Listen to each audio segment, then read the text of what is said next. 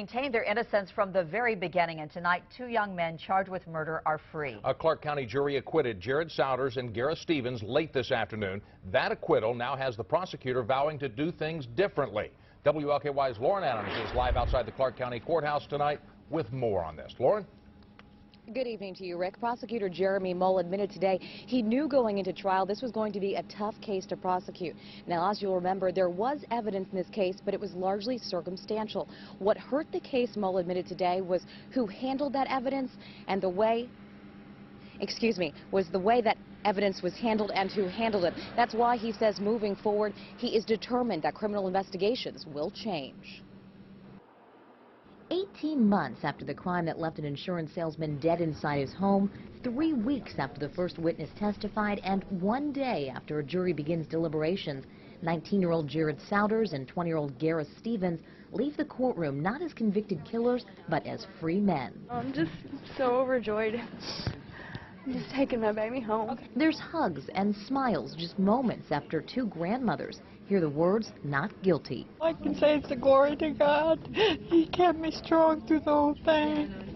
Thank God this is finally over. But for the widow of 47-year-old Steve Baldwin, nothing, according to prosecutor Jeremy Mull, is over. Well, she's obviously devastated. She feels as if the murderers of her husband will walk free, and feels like that she won't get justice. Mull says the case, largely circumstantial, was tough.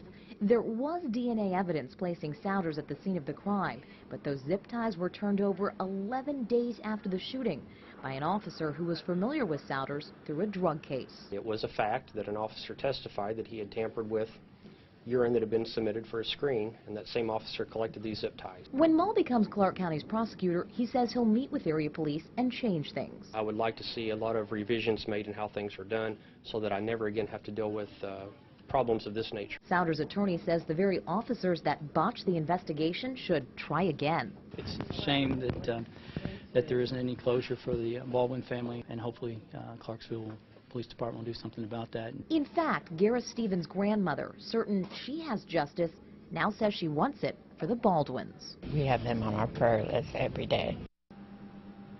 Souders and Stevens have been on home incarceration since last fall, with very few exceptions, including church and, of course, coming here to court. While neither commented today, their families tell me both young men are eager to get back to the way things were before March 2013. We're live in Clark County tonight. Lauren Adams, WLKY News. Thank you, Lauren. The families of the defendants and their lawyers are pushing for the Clarksville Police Department to reopen this case. Prosecutor Jeremy Mull says that would not result in additional suspects or arrest. While the jury didn't agree, Mull says Souders and Stevens are the men responsible for Baldwin's murder.